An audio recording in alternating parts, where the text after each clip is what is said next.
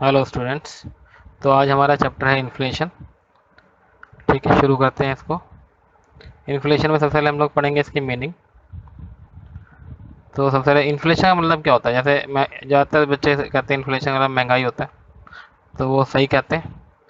क्योंकि इन्फ्लेशन का मतलब क्या होता है, ऐसी सिचुएशन जिसमें कि प्राइसेस में क्या हो रहा है, एप्रिशिएबल और परसिस्टेंट राइज हो रहा है।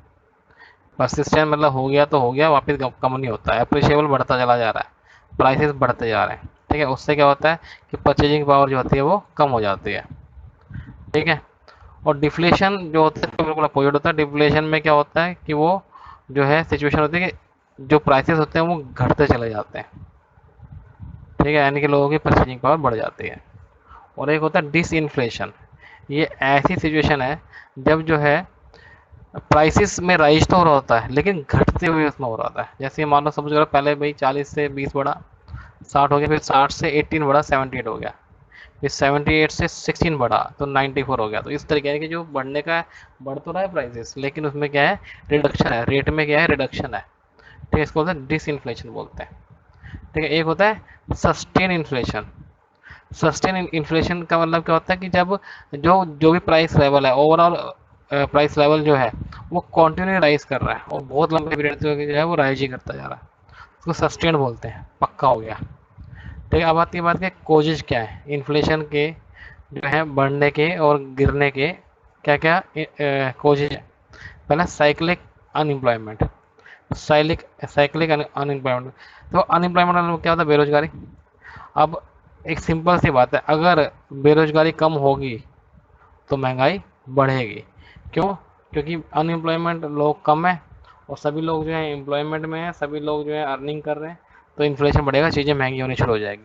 वहीं पे अगर जो अनएम्प्लॉयमेंट का रेट ज़्यादा होगा तो इन्फ्लेशन क्या होगा, इन्फ्लेशन जो है गिरना शुरू हो जाएगी। ठीक है। तो दूसरा आता है सप्लाई शॉक्स। सप्लाई शॉक क्या होता है, ये डिस्टर्बेंस होता है इकोनॉमी के अंदर। इसका मतलब क्या होता है कि सप्लाई जो है आपकी जो है वो शिफ्ट कर रही है, कम हो रही है। ठीक है, जैसे कि 1970 के अंदर वर्ल्ड के जो है ऑयल प्राइसेस बढ़ गए थे। किस वजह से? क्योंकि सप्लाई कम हो गई थी। ठीक है। इसी तरीके से 1980 में जो है काफ़ी सारा हो गया था ऑयल, तो वहाँ पे प्राइसेस गिर गए थे। तो सप्लाई शॉक्स की वजह से भी जो है इन्फ्लेशन में राइजिंग या फॉलिंग होती है। तो दो वजह हैं, एक साइक्लिक अनएम्प्लॉयमेंट और दूसरी सप्लाई शॉक्स। अगला हम लोग पढ़ेंगे फ्यूचर इक्वेशन ऑन इन्फ्लेशन, और बहुत इंपॉर्टेंट टॉपिक है, तो बड़े ध्यान से करना है। ठीक है, चलो तो आगे चलते हैं। तो ये फिशर इक्वेशन क्या कहती है एग्जैक्टली देखो, जो फिशर इक्वेशन है ये हमारी आर की power E equal to I minus pi की पावर ई।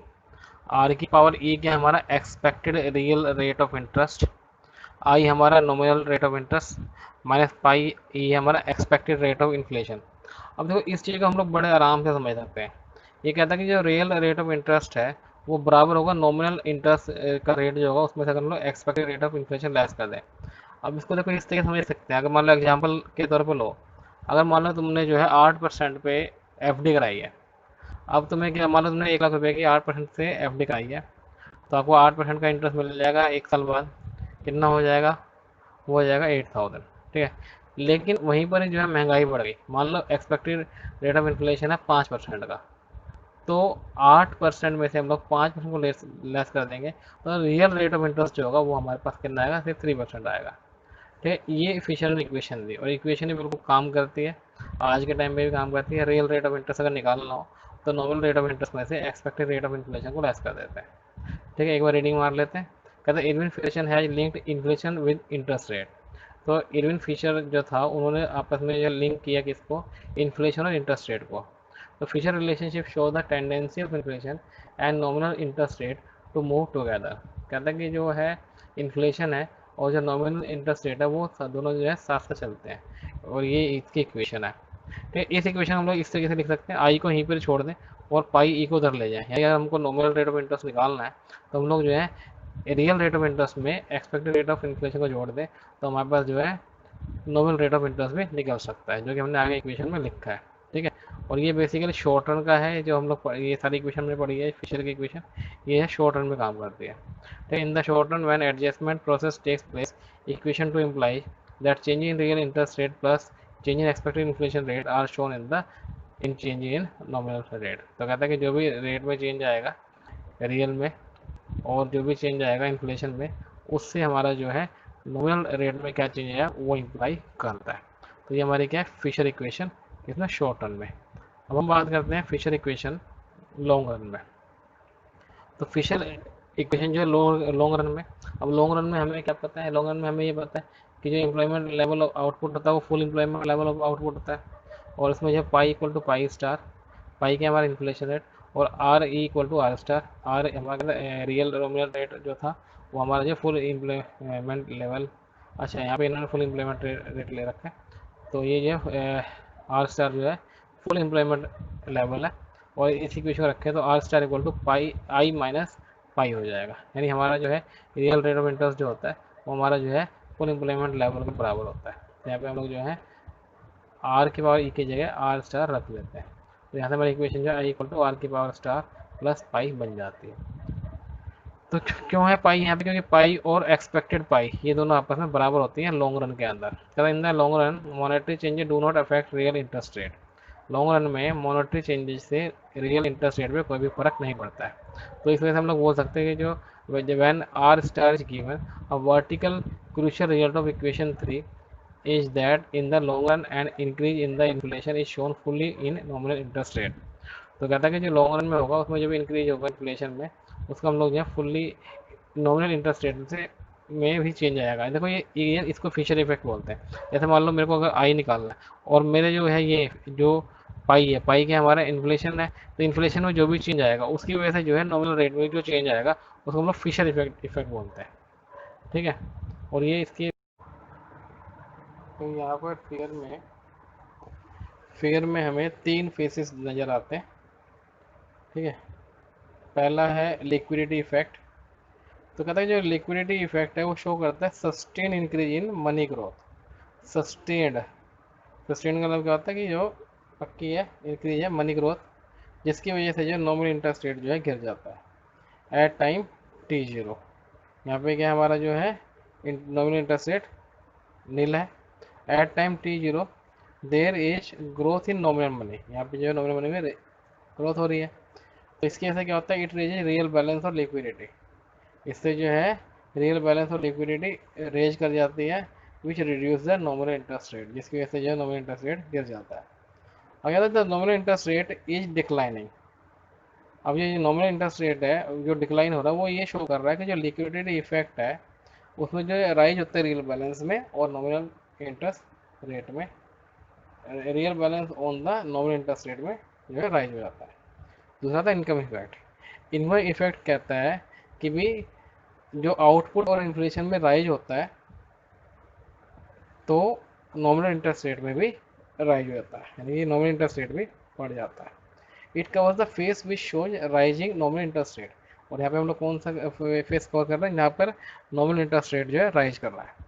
कहता है इस फेस में जो नॉमिनल इनकम रेज हो रही है वो इंक्रीज कर देते हैं इंटरेस्ट रेट को, और quantity of real balances demanded जो है वो भी रेज कर जाते हैं। तीसरा आता है expectation effect. Expectation effect is also called Fisher effect. Expectation effect को ही हम लोग जो है फिशर इफेक्ट भी कहते हैं। ये हमें क्या कहता है, ये हमें पॉजिटिव एसोसिएशन बताता है इन्फ्लेशन और नॉमिनल इंटरेस्ट रेट की।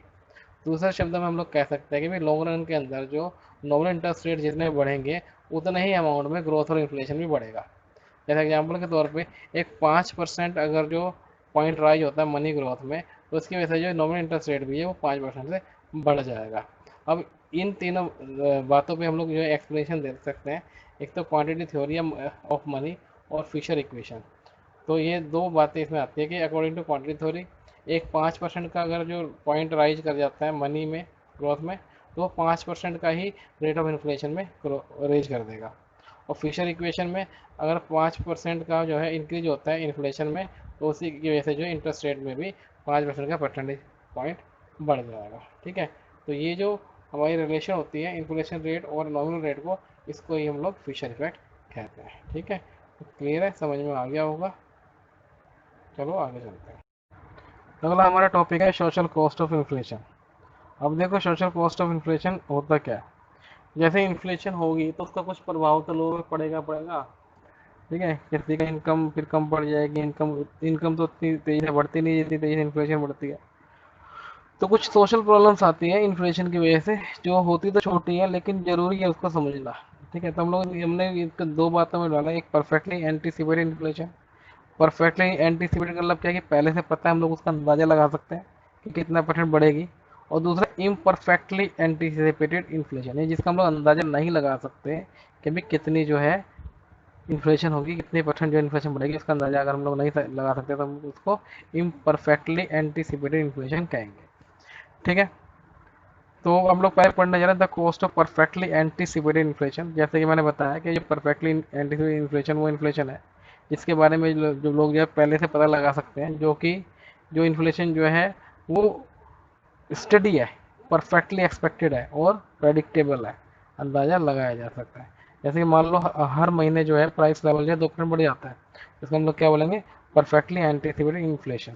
तो इसकी वजह से जो जो मुश्किलें आती है, जो जो कॉस्ट पड़ती है, ठीक है, तो वो कौन कौन सी पड़ता है, शू लेदर कॉस्ट। अब देखो शू लेदर कॉस्ट कौन सी होती है, ये वो कॉस्ट है जैसे कि अब जो है इन्फ्लेशन आ रही है, अब जैसे बैंक में पैसा रखना है। अब बैंक में पैसा आप रखो या अपने पास रखो, अगर आप बैंक में पैसा रखोगे ठीक है, ओके। अगर अपने पास रखोगे तो आपको क्या होगा, आपको इंटरेस्ट का लॉस हो जाएगा, इंटरेस्ट के बारे में आपको जो है क्या करना पड़ेगा, भूलना पड़ेगा। ठीक है, तो the cost of individual of holding money is the interest for one by not holding and interest bearing asset. ठीक है, जब इन्फ्लेशन बढ़ती है तो जो नॉमिनल इंटरेस्ट रेट है वो बढ़ जाता है, और जो इंटरेस्ट जो है वो लॉस हो जाता है जिन्होंने जिन्होंने वो पैसे रखे अपने पास। ठीक है, तो कहते हैं cost of holding money rises. दूसरे शब्द में हम लोग बोल सकते हैं कि जो डिमांड फॉर मनी है, मनी बैलेंसेस है, वो गिर जाती है, यानी लोग अपने पास पैसा नहीं रखते, बैंकों में रखना ज़्यादा वो करते हैं। तो बैंकों में रखेंगे तो बैंकों में जो फ्रीक्वेंटली चक्कर कटेंगे। People must make more frequently trip to bank to withdraw smaller cheques. ठीक है, छोटे छोटे की जब जरूरत पड़ेगी छोटे छोटे पैसों की भी, तो वो क्या करेंगे, बैंक जाएंगे भागे भागे। तो उसको हम लोग क्या बोलते हैं, शू लेदर कॉस्ट बोलते हैं। ठीक है, because walking to the bank more often causes one's shoes to wear out more quickly. तो जूते जल्दी घिस जाएंगे, बैंक में बार जाएंगे तो जूते जल्दी घिस जाएंगे। इसको हम लोग इस सेंटेंस को क्या बोलते हैं, शू लेदर कॉस्ट। बेसिकली क्या है, ये इंटरेस्ट की कॉस्ट है। दूसरी आती है मेन्यू कॉस्ट। मेन्यू कॉस्ट देखो क्या होती है, देखो ज़्यादा हाई इन्फ्लेशन होती है, फर्म्स को लगता है कि हाँ भी जो है अभी ये जो चेंजेस आने वाले हैं, तो फर्म को अपने जो प्राइसेस को अनाउंस करना पड़ेगा।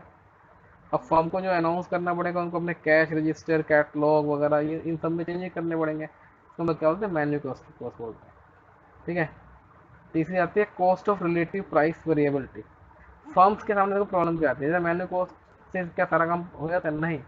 देखो जो कॉस्ट में चेंज आ रहे हैं तो और भी जगह आएंगे, रिलेटिव प्राइसेस यानी जो चीज़ें उसमें लगने वाली हैं उसके अंदर भी तो आएगा changes. A higher rate of inflation imply greater variability in the relative prices. This variability in relative price impose a cost, और इन वेरिएबल में जो रिलेटिव प्राइस आता है इससे कॉस्ट आती है, that is it leads to micro economic inefficiency in all location of in the allocation of resources. कौन से रिसोर्सेज कहाँ पे यूज किए जाएँ इसकी प्रॉब्लम अराइज हो जाएगी, यहाँ पे इनएफिशिएंसी आ जाएगी। The tax distortions. अब देखो बहुत सारे टैक्स होते हैं जो जो है इन्फ्लेशन को ध्यान में नहीं रखते। ठीक है, और जो हमेशा होता है इन्फ्लेशन से जो हर एक की जो टैक्स लाइबिलिटी चेंज हो जाती है, क्योंकि सबकी नॉमिनल इनकम जो है रियल कैपिटल इनकम के मुकाबले होती है, और टैक्स जो होता है वो रियल कैपिटल गेन पे होता है। तो इन्फ्लेशन से डिस्टोर्ट हो जाते हैं टैक्सेस जो लगने होते हैं। फिफ्थ आता है inconvenience of making inflation correction.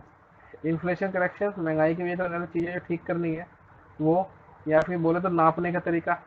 अब जैसे इन्फ्लेशन हो जाता है तो मान लो डॉलर की जो वैल्यू है उसमें अगर कमी आ जाती है, तो वो डॉलर, तो बंदा डॉलर में क्यों नापे, किसी और चीज़ किसी और में पौंड में नापना शुरू करेगा, येन में लेगा। तो मतलब money is the yardstick. Yardstick मतलब नापने नापने की चीज़ है, with which we measure economic transaction, जिसमें हम लोग जो इकोनॉमिक ट्रांजेक्शन मेजर करते हैं। तो मनी एक ऐसी यार्ड स्टिक है जिससे हम लोग जो है इकोनॉमिक ट्रांजेक्शन को मेजर करते हैं।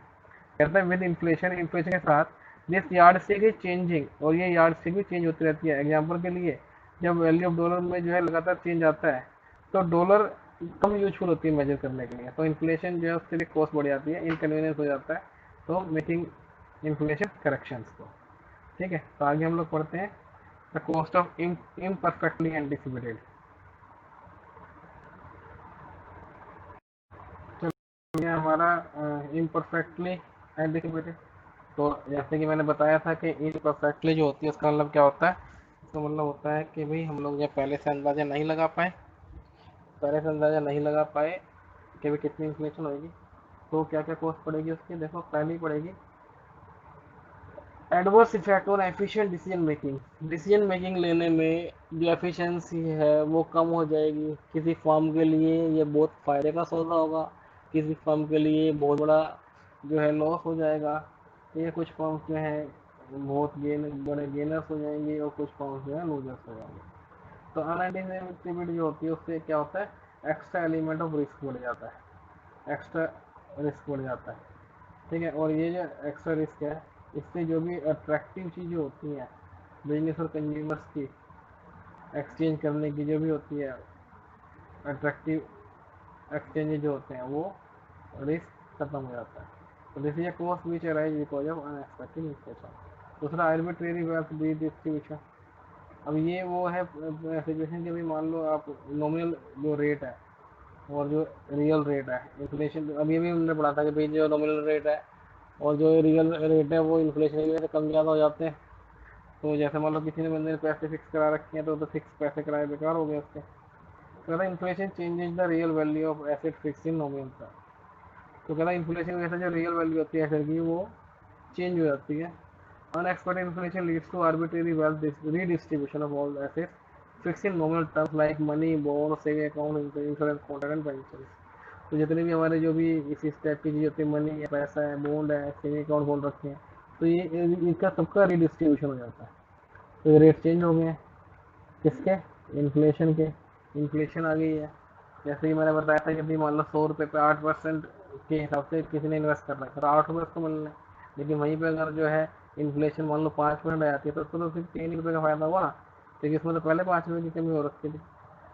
ठीक है, तो with expected inflation, unexpected inflation, real interest rates are lower than nominal interest rate।